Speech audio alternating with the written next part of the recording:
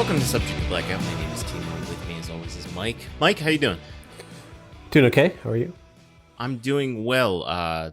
With the wrapping up of the Beijing Winter Olympic Games, we decided that we were going to take a look at a Winter Olympic Games classic. That, of course, is Disney's 1993 movie, Cool Runnings. Quick, name some other Winter Olympic classics. Balto. There's an Nancy Kerrigan movie, but technically it's just focused on ice skating. On Tonya Harding, right? Yeah. I, Tanya. Okay. Yeah. But that doesn't count. Okay. Other Olympic movies. Is this the only Olympic movie? Oh, I don't know about only Olympic movie. Maybe Winter Olympic, though. Okay, name a Summer Olympic movie. Chariots of Fire. Damn it. Is that... Yeah. Suck my dick. Yep. All right. But yeah, there are few and far between in any Winter Olympic movies. Let's just do a quick Google search. We could have talked about this. We could have prepared this earlier. We didn't. I didn't know you were going to do that. Oh, there's Eddie the Eagle. That came out a couple years ago. Don't know that one. So Taron Egerton, the guy from Kingsman, he plays Elton John. That guy. Yeah. He plays Eddie the Eagle, who is an English ski jumper from the 70s who didn't know what he was doing. And that was why everyone fell in love with him. Sure. And he finished last. Much like this story. Much like this movie. Yeah, that's it. Same plot. I don't know what the cutting edge is, but it's got to be about skating. I think it's about skating. It appears to be about ice hockey. Of course, there is Miracle, which is about the 1980s of hockey course. Game. Yeah, that's a great movie. It's a really good movie. Foxcatcher is not Winter Olympic, but it is an Olympic movie. As we said, I, Tanya, they have Blades of Glory here. I'm not sure that counts. It's an ice skating movie, that's for sure. It's a winter sport movie. You know, it's the darkest Olympic movie. Ooh, Blade Runner. What is it? Munich. Yeah, that is. It's a very good movie. I would love to watch that again sometime soon because I haven't seen that in forever. But I love that we found a way to create a list of movies that include Munich, Cool Runnings, Blades of Glory, and other sports movies. You know, Miracle, Blades of Glory, Munich. All the same genre of film. Yeah. Yeah, there's a few more here, but it's much more serious role for John Candy, Munich. Yeah. Sure wasn't like Uncle Buck, I'll tell you that. There's on this list that I found more just winter sports. Your slap shots. Some skating movies, but yeah, no. As far as Olympic movies go, there are few of them, and Cool Runnings is one of the most famous, if not the most famous adaptation of an Olympic story. So, Mike, given that we have just wrapped up the Olympics and we were feeling in the Olympic spirit, how did Cool Runnings hit you? Watching it in the year of our Lord 2022? Yeah, I mean, I remember this movie from our childhood in the 90s. I remember watching it a couple times, and I enjoyed it. I mean, it was fine. I think it was fine. There's a few things that I do want to talk about. Like, I tried to find an angle that I thought would be sort of interesting to approach this from. I mean, I wouldn't necessarily call this John Candy's most iconic. I mean, he's very well known in this role, but I don't think this sort of represents the type of comedic range that John Candy typically has. A movie like Uncle Buck, I think, is much more that. I was going to say, yeah, this is a much more ornery role for him. Yes. So I guess that's kind of interesting. So this was his last movie before his death. Although I learned this because I also watched this movie, which is going to be an interesting point of comparison. But he was in talks at the time while he was filming this to be part of Pocahontas as a turkey who would have been the third animal companion called Red Feather. And his role would have just been there to break the tension. Well, and some things are lost to time, and it's truly a tragedy. So unfortunately, they had to write out the the comedic the comedic character from Pocahontas. It's a damn shame. So it was interesting to watch this movie like several days ago, and then actually we're going back through the Disney Renaissance to try and figure out who is the most evil villain and which musical has the best songs. So we did Pocahontas. So I don't know if you've gone back to that movie. I have a little racist. Pretty perfect for Mel Gibson, who's in there, but I did not know that. Cool Runnings, not racist, but certainly racial. Now, I agree. But when the movie opens and within the first 10 minutes, you get a character named Sanka Coffee. And you get a character named Yul Brynner. I was very concerned about the tone of this movie, and maybe, since the last time I'd watched it, the world had changed too much. Right. Like Pocahontas, where it's like... So there are ways, because I looked this up. So the actual story that they're adapting. Yes, so different from what actually happened. Right. There's a little bit more, in some cases, there's a little bit more agency given to the Jamaican bobsled team in the movie than was present in real life. Like, as an example, the movie, a major plot point is finding the funding, right? To actually fund it. They need $20,000 and they're doing like all this stuff on the street. They're like singing on the street and stuff. And it's all like kind of funny and whatever. They're crowdfunding before crowdfunding. Right. But the entire time in real life, this was kind of engineered by two Americans in conjunction with the Jamaican tourist industry. So there was never any concern about there being money available. But the whole thing about like finding athletes who didn't make it into the Summer Olympics as runners, that was a pretty true part of the whole thing. Well, so I also read that instead of just looking for failed summer athletes, which is how this movie goes about it, right, is they were basically looking at the Jamaican military and going, here's our recruiting zone, unbelievably fit, disciplined Jamaicans. And I thought that was a very funny contrast from what Disney brings you, which is just like, one of them's a fun-loving, crazy guy, and the other three are these great track stars. And it's like, no, this is not. These are all military veterans. Yeah.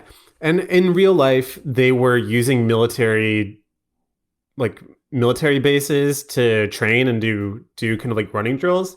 But they were also using like refrigeration rooms and things to prepare for just being in cold weather and stuff. So like the original story is actually kind of interesting in itself. Mm-hmm. But I do think there were opportunities to make the translation onto film, especially for like 93? Yeah. There were opportunities, again, Pocahontas was 96. There were opportunities to make this way more racist. And I think that the way the movie tries to position the bobsledders themselves is it does make them the star of the show. They're the ones that are like finding the funding. They're the ones that are assembling the team. So I think that's good. I think that it sort of leads with the bobsledders in a way that you might not have expected. You might have expected them to like lean heavily on John Candy just to kind of prop everybody up. Well, and you talked about finding an angle to talk about this movie in the modern world. Yeah. And one of the things I thought about after watching it was, I thought it was good. It was funnier than I expected it to be. Yeah. But then I came across like the thought, is John Candy a white savior in this film? That's a good question. I was thinking about that too. And I came down on the side of, he is not a white savior. Right. Why did you say it? He doesn't want to participate in this until he's convinced that he can right a wrong for himself. That's a key point, is he's not doing this to save these gentlemen. He's doing this because he failed an old friend, and this is his chance to repay his debt to his son. Another aspect is the reason they get a white man is because John Candy has institutional knowledge about a Winter Right. Olympic sport, Canadian. which just can't happen in Jamaica. There's no way for them to naturally come across bobsledding. So I think those are the main 2 points where I think Disney flirts with, at times, this white savior in this movie. But I think it firmly comes down on the side of, no, there are specific reasons for why this man is doing this that has nothing to do with a pity or support for, an impoverished nation or the people within it. And also because I think it's clear that the characters pushing forward the story and making all of the important decisions are the Jamaican bobsled team. Mm-hmm. I mean, the counter argument, I think I agree with you. The counter argument is that at one point in the movie, the opportunity to compete is entirely out of the hands of the bobsledders despite having qualified. And it comes down to John Candy to sort of fix the situation. So, but he's not being positioned as a white savior the entire time. There sort of is a moment where he kind of, I think in the way that you're saying, has to sort of confront and absolve himself of his own past. And that becomes like a pivotal way that the Jamaican bobsledders can actually compete. Yeah, he doesn't, in that particular scene where he is arguing against his former teammate, Kurt. Who Kurt you'll recognize as the father from Walk Hard. Yeah. Which I've seen this movie dozens of times when I was a kid. I loved it. But yeah, you're right. I was like, wait a second. Is that the dad from Walk Hard? And sure enough, it is. So yeah, no, when he goes in and makes that speech, again, that speech isn't about he does literally say let my boys ride or whatever, but it's not about, he knows that the problem that the international community has is with him, and he's the problem. Yeah. Not anything the Jamaicans are doing. So again, it flirts that line with white savior, but I think this movie holds up, and or at least that plot line holds up as something that is not really problematic. It just sort of kind of makes sense. So, plot wise, I feel like this is a type of movie that structurally really didn't make it out of the 90s, but it's a particular type of underdog narrative. And the movie that I kept coming back to, honestly, hear me out on this, was Tommy Boy. Okay. So you kind of have small town charisma and ingenuity and intuition up against sort of a much larger kind of powerhouse that has experience and resources behind them. But your pluckiness and your scrappiness and the fact that you have a vibrant town that has your back sort of drives you to a point of success. So I think that was a particular type of 90s sort of underdog story that I don't really feel like kind of made its way out of that era. But movies like Tommy Boy, Black Sheep, which is basically also Tommy Boy. It's just Tommy Boy again. Beverly Hills Ninja. All Chris Farley movies. All like Tommy Boy. Yeah. And you know who's kind of like Chris Farley? John Candy. You're right. Yep. There's a connection. Yeah, no, I definitely see that. Because they're fat. Yeah, and white. And funny. And dead. Yep. Ooh. Spoiler. Well, that just stopped the pod dead in its tracks. No, but yeah, I think what you said, Tommy Boy, and that's a funny movie to compare this to, because it is very much, not that it's horribly crude, but it's very much not a Disney movie. Right. And it's very much not a sports movie. And sports movies usually work in a very specific formula. Yeah, so that was my next question for you, because you're more of a sports movie person. We talked about this when we watched Fast and the Furious, I believe. Tokyo Drift, right? Which you thought of more of as a sports movie than as a car movie. So how does it stand up as a sports movie? So some of the key things in my mind to what a sports movie is either fish out of water or scrappy underdog. We got both. then you have to have key training montage sequences. Sure. Absolutely have those. Yep. You almost always have those training sequences overlooked by an outsider who has come usually reluctantly to help out. Yep. Yes, we have that. Absolutely. And usually you win in the end. That's why these movies usually get made. Because the 1980 men's Olympic hockey team beats Russia, or right. It's, because it turns out white men can jump. There's usually a reason for these movies, and it's just like a feel-good story for the sporting team or person to overcome these obstacles that were set in the beginning and accomplish all of their dreams at the end. So how this movie sets it up is that they want to go to the Olympics. So they're willing to do anything. These three sprinters in Sanka are willing to do anything to get to the Olympics.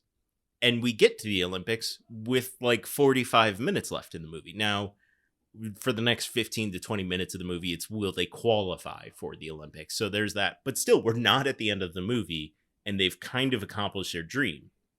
And so then what happens is the movie goes, hey, maybe they could win Olympic gold or place on the podium. Right. And that it was in no way a possibility in the real story. So we'll just ignore that. Yes. In real life, they came in last. They were doing very poorly, and then they crashed in their third of four runs. They did. And they also crash in the movie. The crash in real life was due to human error.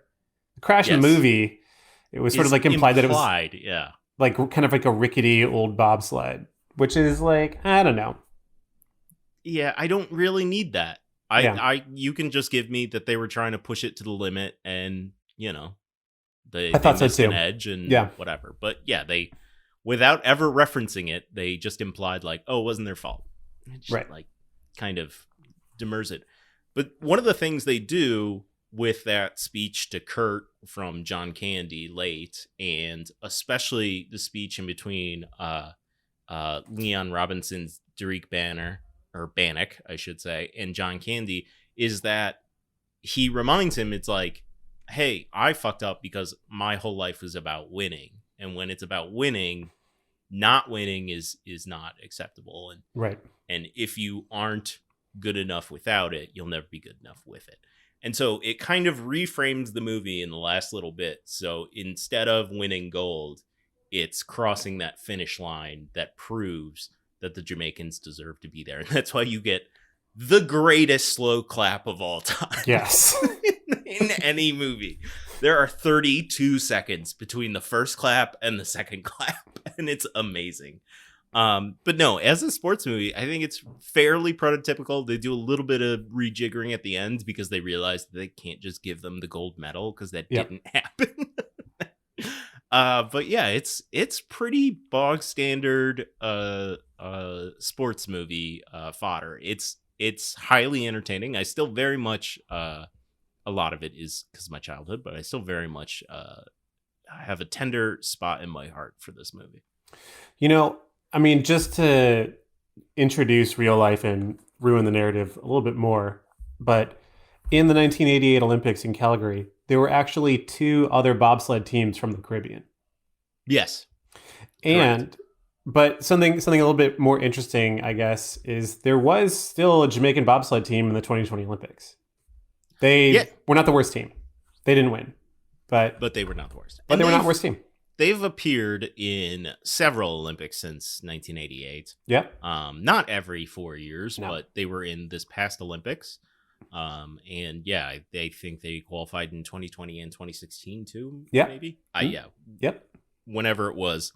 So they've had moderate success. I mean, you have to be one of the top 30 nations in the world at it. And I don't know if you know this, but the four-man bobsled team wasn't the only Jamaican team to compete in bobsled at the event. The original intention was to have a team qualify for the two-man. And they qualified and ran for the two-man. They did. And they did a lot better, actually. They did so well. They're like, hey, let's try and qualify for the 4-man. Yeah. And they did, and that's probably why they were a little underprepared and Right. crashed in the 3rd out of 4 runs. Yeah. So yeah, I mean, this was a deliberate plan by the Jamaican Olympic committee. For whatever reason, whether it was to build nationalistic pride or to just try to push boundaries with their Olympic committee, whether it was they just had extra funds and were like, I don't know, this seems like a good idea. Whatever it was, this was not the scrappy feel-good plan that the movie seems to make it out as. This is a little bit more cold and calculated, but I mean, still, the Jamaicans look themselves as pretty happy to come out of Calgary '88 with a decent running in their first ever Winter Olympics. A cool running, if you will. Wow, we're good. We're getting good at this. Yeah, so overall, I like I said, I think this movie it was fun. Holds up. Yeah. I do love the part where we learn that Yul Brynner has decided that he's going to live at Buckingham Palace, but he doesn't know what Buckingham Palace is. Right. And 1988 was a different time. But how do you not know what the fuck Buckingham Palace looks like? Especially when you're a former British colony and had just kind of won your independence, probably about 20 years before that. By the type of paper that image is of, he clearly cut that out of a textbook. Right. Like, it had a caption underneath it. Right. Hashtag they knew. Yeah. Can Yul Brynner not read? And also, why did his parents name him Yul Brynner? That they like the King cruel. And I. They like the Magnificent Seven. We know our son is gonna grow up to be bald. Let's name him Yul Brynner. Yeah, that and Sanka Coffee very early on. I was like, oh boy, I don't know about this. This feels insensitive. But yeah, no, I enjoyed it. All right, Mike, let's take a quick little break here, and we'll be right back with more. Next week on Subject to Blackout, Mike and I are both excited to return to theaters to review a film that's actually coming out this year. While the DC Extended Universe has not had any sort of consistency over the past few years, one of the few bright spots in their cinematic history is their ability to find new and interesting ways to tell Batman stories. In this latest version of The Caped Crusader, writer-director Matt Reeves has paired himself with Robert Pattinson, Zoe Kravitz, Paul Dano, Jeffrey Wright, John Turturro, Peter Sarsgaard, Andy Serkis, and Colin Farrell. It's not exactly a murderer's row, but this cast, along with a great trailer, has Mike and me excited to see a DC movie for the first time in some time. We'll be headed to the theater Friday to watch the all-new Batman movie, so join us next Monday as we review 2022's The Batman. All right, Mike, we're back, and I was just wondering if it's been, a couple of weeks since we last spoke. Right. I was wondering if there was any media or stuff that you've been consuming recently. Obviously, you just said that you are in a bit of a Disney rewatch. Yeah, so going back through the Renaissance, the movies from 1989 to 1999 to figure out who's actually the worst villain. Frollo from The Hunchback is the worst villain. Now, for the people like myself who are not the biggest Disney enthusiasts, right? I'm pretty sure I saw The Hunchback of Notre Dame, but I'm pretty sure I only saw it once. Can you tell me who this character is? Right. So, yeah, there were a few of those movies that you just watched over and over again, like The Lion King, and there are other ones that are sort of like respected, but you kind of like didn't really spend any time with them. Kind of like the later ones, like Hercules and Hunchback. Like Hunchback was actually pretty dark and like pretty thematically mature as compared to the rest of the movies. But Frollo, who's the main villain, he's a judge who really hates gypsies and is the guy who is keeping Quasimodo sort of sequestered in Notre Dame Cathedral. So whereas like it's really interesting to go back and watch this movie because there's a lot of really honestly dark sexuality about it. Frollo's whole thing is that he wants to fuck gypsies, but he hates gypsies. So he has to kill gypsies. So he doesn't fuck them.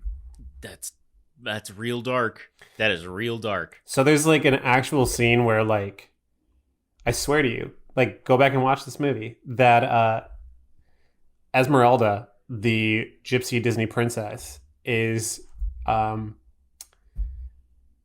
of being held and interrogated, and Frollo, like, smells her hair in a really creepy way in a Disney movie. Is there a non-creepy way to smell hair? It could just be like, what is that? What do you use? Is that a sign of poverty upon you? Is that lavender? So like that. He didn't do it that way. He did it in, like, I want to kill you because I want to bang you way. And like it's implied that the whole reason why Quasimodo was orphaned was because Frollo killed his mother for rejecting his advances. Yikes. Yeah. So he's actually the worst villain because he's just sort of like driven by a hatred of gypsies and an inability to address his own sexual urges without murder. Whereas Scar just wanted to kill his brother. Everybody wants to be king. Yeah. You know? So he's the worst villain for sure. But yeah, I've been watching those. Those have been my main movies. What have you been watching? So I've been doing some TV recently. I had broken the Apple subscription recently just because they kind of stopped showing stuff. There are a couple movies that came out. There was that Macbeth, which I probably would have watched, but I was like, you know what, one less subscription right now. But then a couple of people on the internet and Twitter and stuff were like, hey, this Severance thing on Apple TV with Adam Scott and Chris Walken, John You're telling me about Turturro. it. Yeah. I was like, that's a bunch of names. And they're like, yeah. And it's directed by Zoolander. What's his name? Ben Stiller. Ben Stiller, thank you. Merman. Merman. As a single tear rolls down his face. I think I'm getting the black lung pop.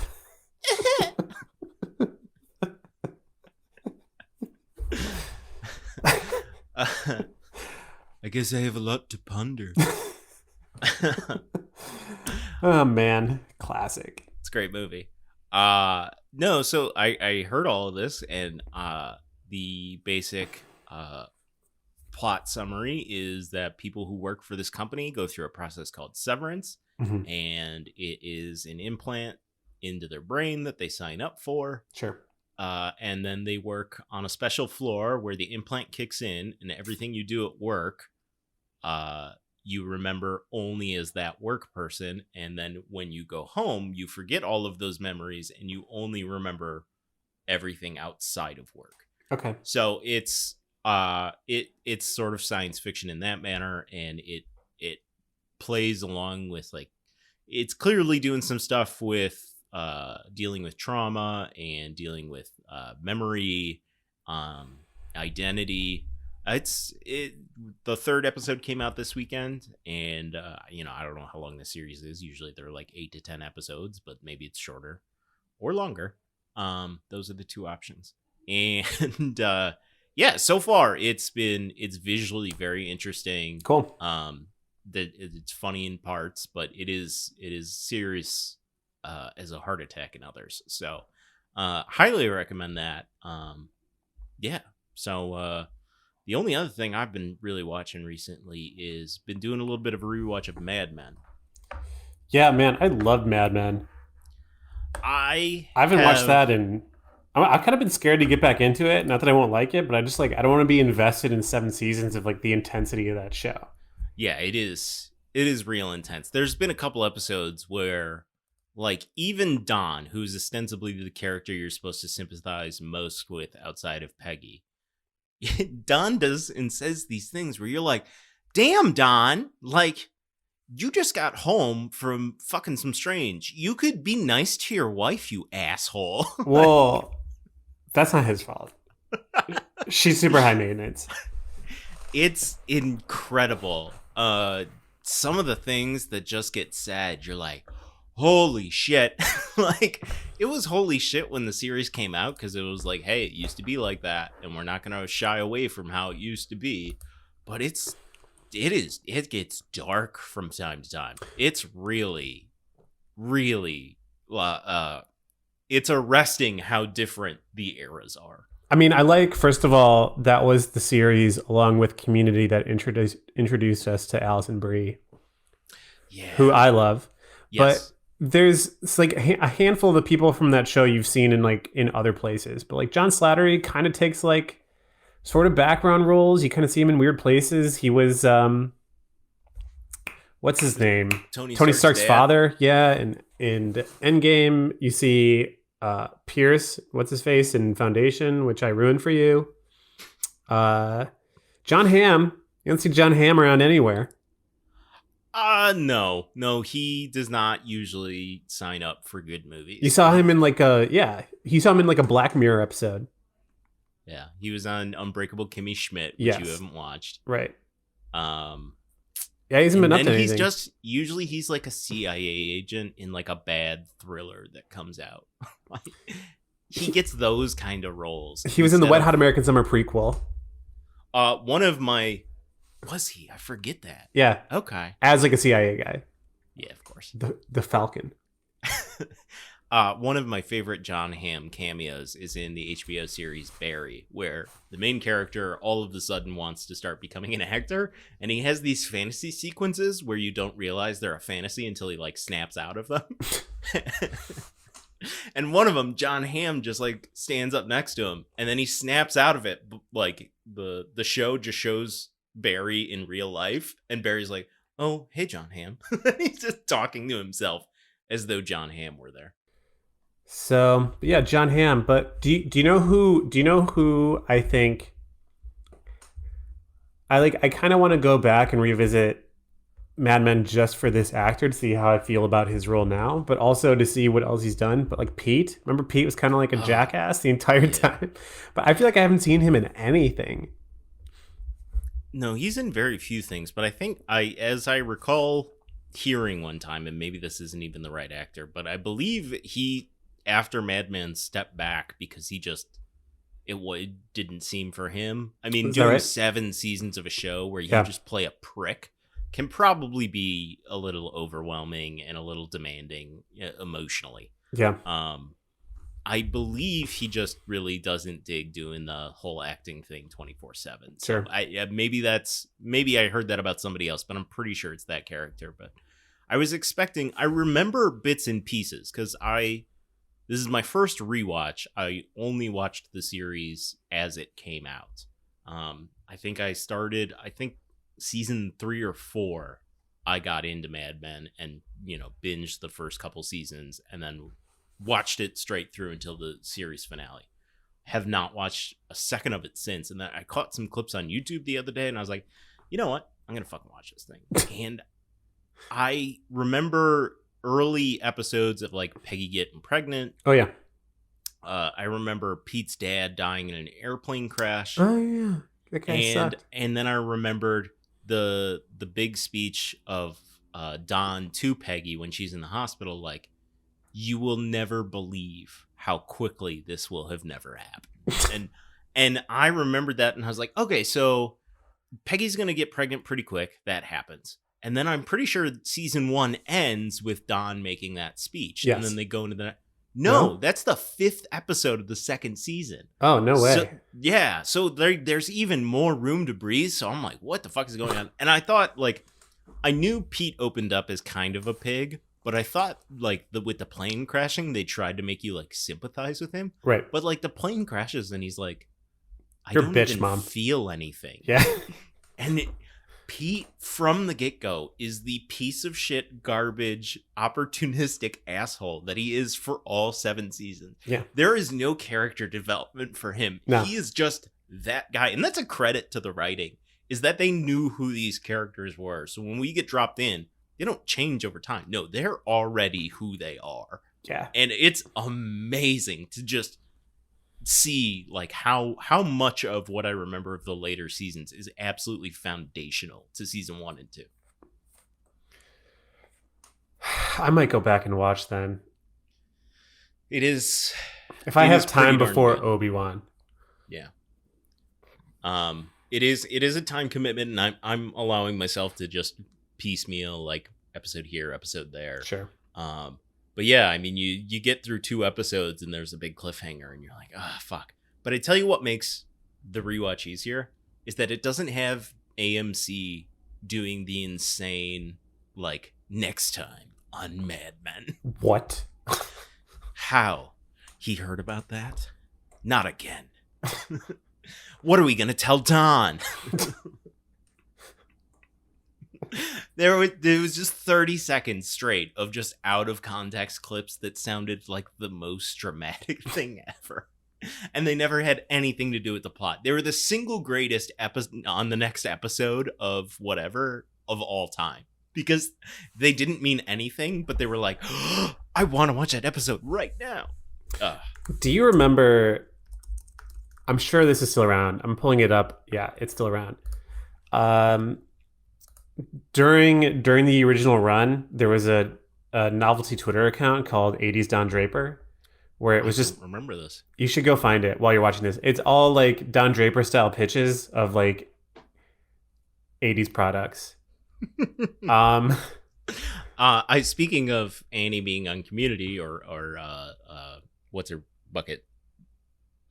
Allison Brie being on Community, there's a scene where she gets swooned by Ahmed because, all right, do your best Don Draper, and he just goes, cigarettes. We spend our lives hunting ducks, terrified to face the giggling dog of failure. No one goes to Miami for the virtue. Deep it's within true. All of us, there's a baby on board. Yeah, that's some good stuff. Yeah. Don't worry, Donkey Kong Jr. will repeat all the same mistakes his father did. To save dance, first we must break it. I can hear this in a pitch meeting. You had me at Dungeons, you lost me at Dragons. All right, this is the rest of my night. Thank you. Yeah. Yeah. Yeah, so I'm very much enjoying Mad Men. How about you? Anything else other than your Disney deep dive that going on in your life? Aside from Ukraine, which we don't have to talk about. We really don't. Yeah, no. It's a bummer. Yeah. It's a bummer. But I think you and I solved it the other night over some drinks. Right. So everything is going to be fine. Right. All right. Well, next week, we're, of course, going to see the Batman. So that will be our discussion next weekend. Give you a prescient and timely, unlike most of our podcasts, review of some movies that are actually coming out again. Yeah, that'll be cool. That's in the theater. All right, for those of you listening along, head on over to subjecttoblackout.com to reach out to us, where you can find all the links to our socials, including Instagram, Patreon, Twitch, Twitter, and YouTube.